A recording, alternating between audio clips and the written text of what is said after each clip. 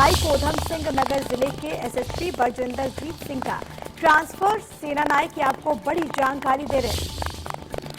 उधम सिंह नगर के पूर्व एसएसपी ने हाईकोर्ट में दरअसल याचिका लगाई। बरजिंदर जीत सिंह ने याचिका में गंभीर आरोप लगाए हैं। साथ ही साथ आपको यहां पर यह बताते चले कि नैनीताल हाईकोर्ट ने 3 हफ्ते में सरकार से जवाब मांगा है। ये आपको बड़ी जानकारी दे रहे हैं। उधम सिंह नगर में आपको ये बताएं कि पूर्व एसएसपी ने हाईकोर्ट में याचिका लगाई है। चेतन मेरे सहयोगी तमाम जानकारी के साथ इस वक्त मौजूद हैं। हाँ चेतन, क्या कुछ है पूरा मामला, जरा विस्तार से बताएं। देखिए, उत्तराखंड में एक बड़ा मामला है ये, जब वहाँ एक आईपीएस अधिकारी ने हाईकोर्ट की शरण ली है अपने तबादले को लेकर। आज से 15 दिन पहले आईपीएस बरिंदर जीत सिंह का उधम सिंह नगर से तबादला कर दिया गया था। बरिंदर जीत सिंह वो अधिकारी हैं जिन्होंने जिले में जनता के बीच में अच्छी पैंट बनाई थी, और बरिंदर जीत सिंह ने ये आरोप लगाया है कि उनके जो उच्च अधिकारी हैं वो उनको जांच में दबाव डाल रहे थे और निष्पक्ष जांच करने से रोक रहे थे। इसी के अलावा कुछ मामले और भी हैं, जैसे विधायकों से इनकी कई बार तनातनी भी रही है। तो इन सब चीज़ों को लेकर जो उनका तबादला हुआ है उससे वो काफ़ी खफा हैं और उन्होंने हाईकोर्ट की शरण ली है। और हाईकोर्ट ने 21 दिन का समय मांगा है, जिसमें उन्होंने डीजीपी, डीआईजी और आईजी को नोटिस भेजा है। और 21 अगस्त की जो सुनवाई की डेट लगाई गई है, जिसके बाद ही चीज़ें सामने आ पाएंगी।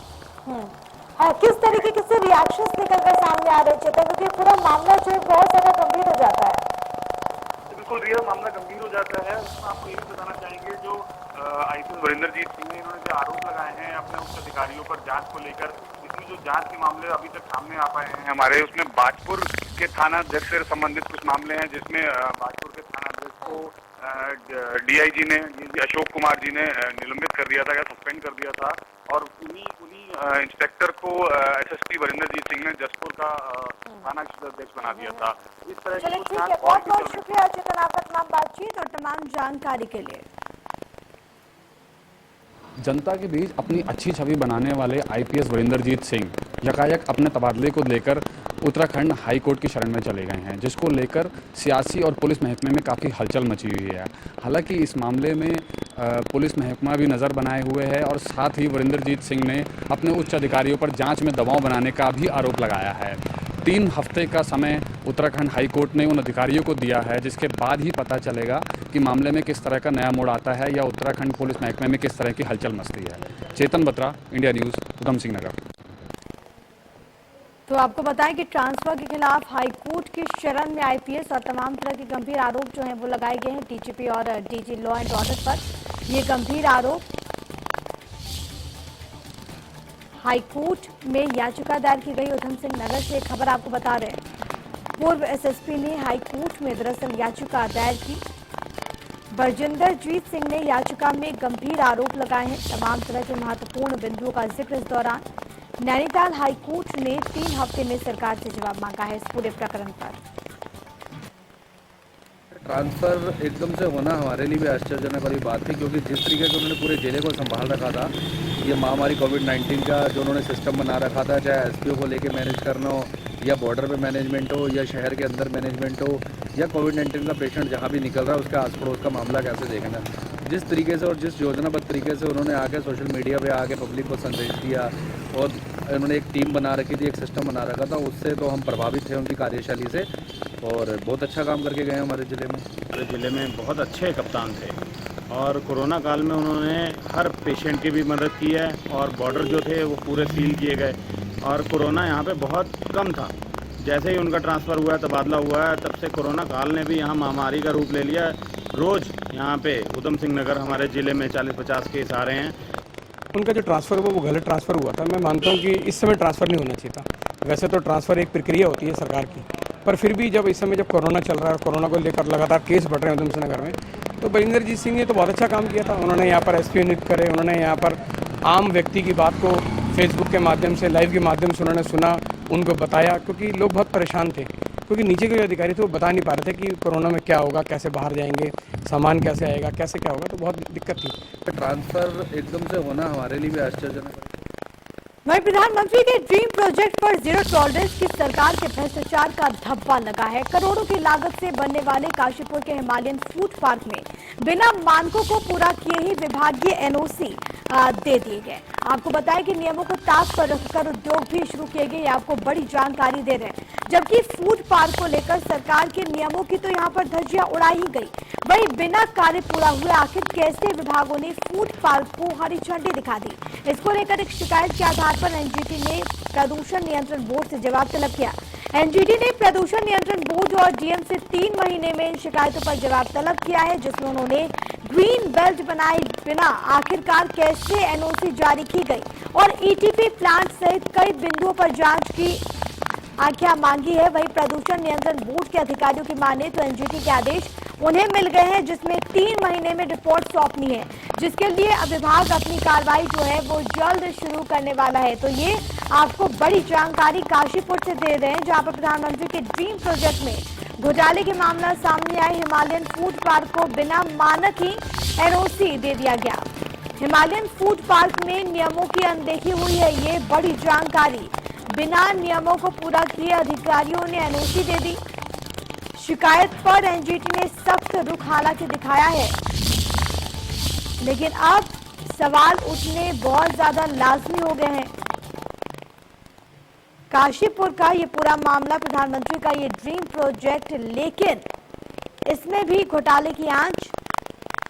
हिमालयन फूड पार्क को बिना मानक पूरे किए ही एनओसी जारी हो जाता है। हिमालयन फूड पार्क में नियमों की अनदेखी हुई, बिना नियमों को पूरा किए अधिकारियों ने एनओसी दे दी।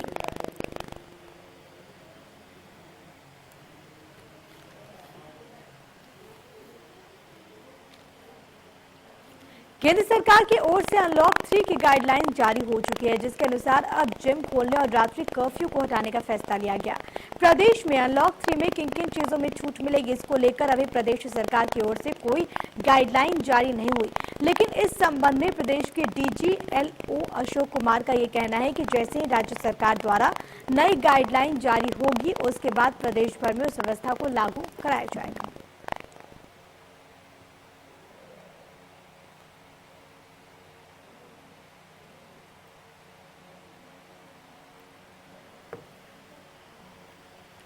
कोरोना काल में घर लौटे प्रवासियों को रोजगार देने की कवायद अब शुरू हो गई है। रुद्रप्रयाग में इसके लिए विकास विभाग खाका तैयार कर रहा है। खास तौर पर मनरेगा योजना के अंतर्गत प्रवासियों का पंजीकरण कर उन्हें रोजगार दिया जा रहा है, जबकि इच्छुक प्रवासियों को स्वरोजगार करने के लिए पोल्ट्री फार्म, पशुपालन, उद्यानीकरण के साथ साथ कृषि और सब्जी उत्पादन के क्षेत्र में कार्य करने वाले व्यक्तियों को सरकार का लाभ की योजनाओं की जानकारी देकर उन्हें योजना दिए जाने पर जोर दिया जा रहा है। जिला प्रशासन की मुहिम अगर कारगर साबित होती है तो न केवल बाहर से आए प्रवासियों को अपने घर में रोजगार मिलेगा, बल्कि प्रवासियों को पहाड़ में ही रोकने में भी सरकार कामयाब हो सकती है।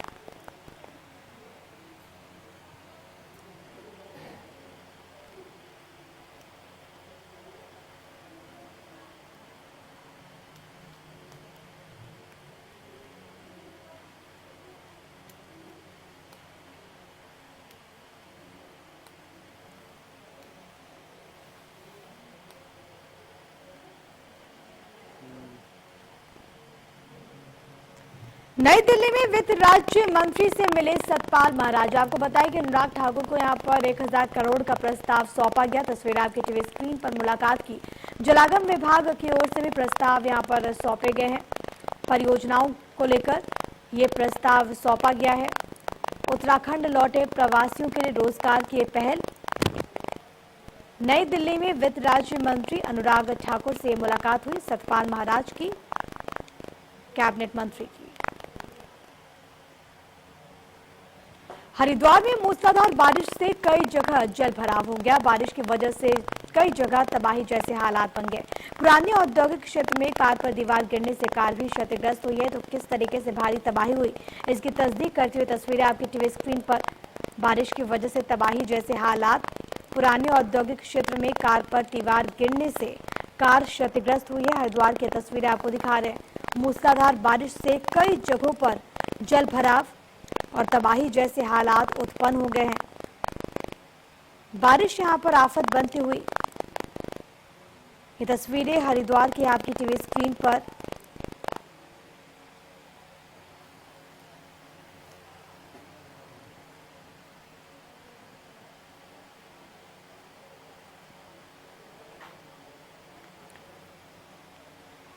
तो दीवार गिरने से आपको बताएं काफी नुकसान पहुंचा। आगे बढ़ते हुए आपको बताएं कि हरिद्वार में बीजेपी पार्षद दल ने बाजार की सफाई कराई। जिला महामंत्री विकास तिवारी के नेतृत्व में ये सफाई की गई है। बारिश के बाद बाजार में सिल्ट जमा हुई। नगर निगम की मेयर पर काम नहीं करने का आरोप भी इस दौरान उनके द्वारा लगाया गया है। तो तस्वीर आपकी टीवी स्क्रीन पर हरिद्वार की तस्वीर, जहां पर सफाई अभियान चलाया गया। बीजेपी पार्षद दल ने बाजार की सफाई कराई। आरोप भी लगाया गया इनके द्वारा कि वहां पर काम नहीं हो रहा मेयर के द्वारा, और इसी वजह से, क्योंकि सिल्ट जमा हो गई थी, इसी वजह से उन्होंने खुद मोर्चा संभाला है। तस्वीरें आपकी टीवी स्क्रीन पर।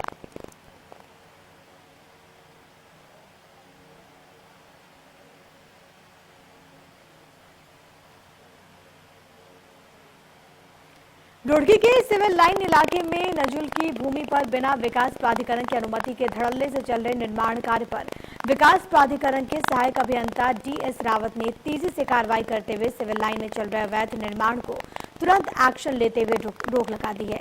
विकास प्राधिकरण के सहायक अभियंता डीएस रावत ने बताया कि मीडिया द्वारा दी गई सूचना पर उन्होंने मौके पर जाकर देखा तो मौके पर अवैध रूप से निर्माण कार्य किया जा रहा था, जिसकी अनुमति हरिद्वार रोड के विकास प्राधिकरण से नहीं ली गई थी, जिसके बाद उन्होंने निर्माण कार्य को रुकवा दिया। साथ ही साथ आगे की कार्रवाई करते हुए उसे सील भी कर दिया गया। आपको ये बताएं कि कल ही इंडिया न्यूज ने सिविल लाइन क्षेत्र में चल रहे अवैध निर्माण कार्य की खबर को प्रमुखता से दिखाया था, जिसके बाद तत्काल इस संबंध में हरिद्वार रोड के विकास प्राधिकरण के सहायक अभियंता डीएस रावत ने मामले को संज्ञान में लेते हुए कार्रवाई की।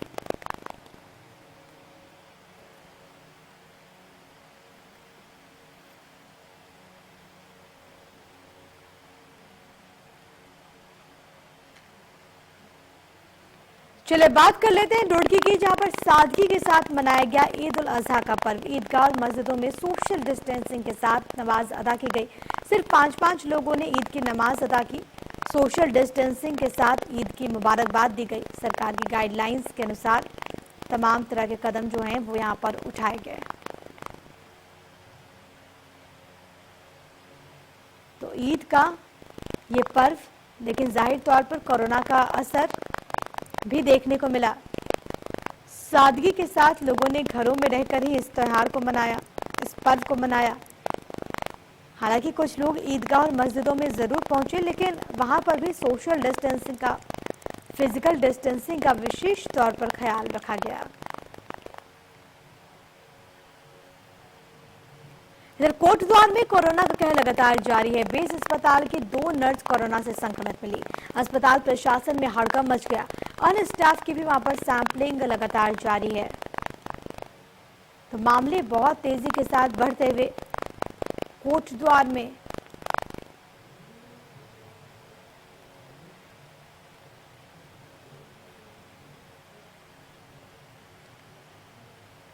चले बात कर लेते हैं पौड़ी की, जहां पर अवैध शराब के कारोबार पर नकेल।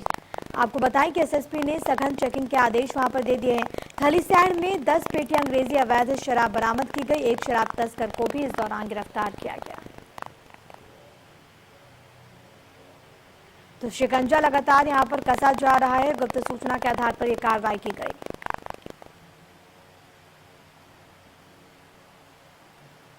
वहीं ऋषिकेश गंगोत्री राष्ट्रीय राजमार्ग पर हिंडोला खाल के पास नेशनल हाईवे निर्माण की वजह से एक भारी पुस्ता मकान के ऊपर गिर गया था, जिसमें दबने से 3 लोगों की मौत हो गई थी। इसके बाद निर्माणाधीन कंपनी के अधिकारियों के खिलाफ गैर इरादतन हत्या का मामला दर्ज कराया गया। मंत्री सुबोध उनियाल ने बताया कि कहीं न कहीं निर्माणाधीन कंपनी के अधिकारियों की लापरवाही देखने को मिली। पिछले कई दिनों से मकान मालिक धर्म सिंह के द्वारा पत्राचार के माध्यम से कंपनी और विभाग के अधिकारियों को सूचित किया जा रहा था कि उनके मकान को पुस्ते से खतरा है, लेकिन समय रहते अगर अधिकारियों ने मामले को संज्ञान में लेकर कार्रवाई की होती तो यह हादसा होने से टल जाता।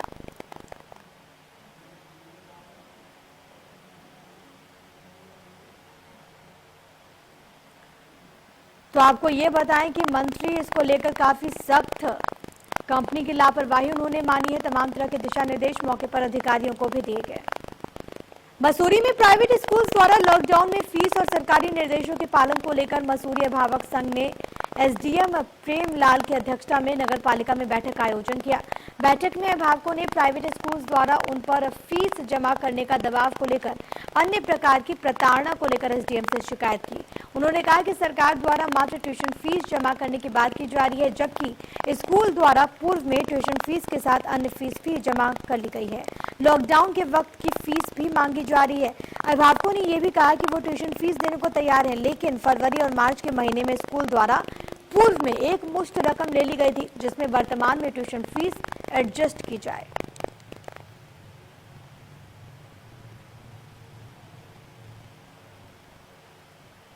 वहीं मसूरी में हरेला पर्व के तहत वृक्षारोपण कार्यक्रम में शिरकत करने पहुंचे पूर्व मुख्यमंत्री हरीश रावत ने प्रेस कॉन्फ्रेंस की। उन्होंने सीएम त्रिवेंद्र रावत पर आपदा को लेकर ध्यान न देने का आरोप लगाया। हरीश रावत ने कहा कि जिस तरीके से धारचूड़ा मुंशियारी स्थित बद से बदतर वहां पर स्थिति हो चुकी है, वहां के विधायक हरीश धामी लोगों की मदद करने के लिए धर धर भटक रहे हैं।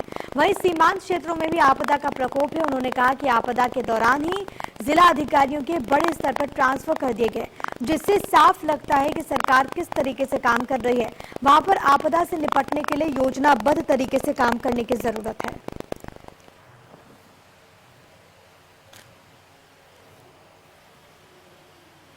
बारह महीनों में सावन का महीना भगवान भोलेनाथ की विशेष पूजा अर्चना के लिए काफी उपयुक्त माना जाता है और इसके अपने खासे महत्व हैं। हरिद्वार में सावन के महीने में बिल्केश्वर महादेव मंदिर सहित सभी शिवालयों में भगवान शिव की विशेष पूजा अर्चना चल रही है। बिल्केश्वर महादेव मंदिर के व्यवस्थापक दिगंबर बलवीर पुरी महाराज के इन दिनों शिव भक्ति में लीन है। उनके द्वारा बिल्केश्वर मंदिर में भगवान भोलेनाथ का विशेष श्रृंगार कर पूजा अर्चना की गई। इस मौके पर बलवीर पुरी महाराज ने कहा कि सावन का महीना भगवान शिव की भक्ति के लिए समर्पित महीना है। पूरे महीने में भगवान शिव की पूजा का विशेष महत्व है।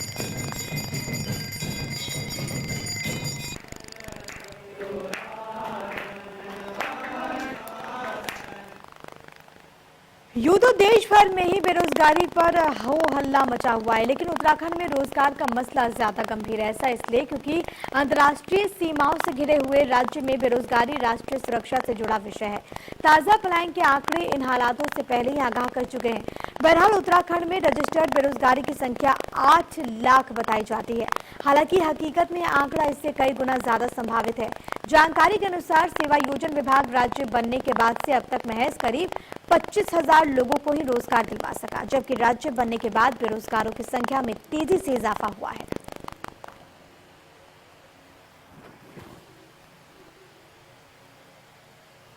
तो आपको ये बताएं कि लगातार जो पहल है वो यहाँ पर देखने को मिल रही है। हालांकि फिर भी जो स्थिति है वो चिंताजनक, क्योंकि लगातार बेरोजगारी की जो दिक्कतें हैं वो इन युवाओं के साथ में पेश आ रही हैं। उत्तराखंड में बहुत तेजी के साथ बेरोजगारी बढ़ रही है। हालांकि कोशिशें जरूर की जाती है, पहल जरूर होती है, लेकिन बावजूद वो नाकाफी साबित होती है, क्योंकि कई सारे ऐसे लोग जो कि बेरोजगार हैं और जाहिर तौर पर इन लोगों के सामने भी अब ऐसी स्थिति उत्पन्न हो गई है कि अब इन्हें नहीं पता कि क्या करें। बेरोजगारी का संकट इस वक्त गहराता हुआ पूरे प्रदेश में।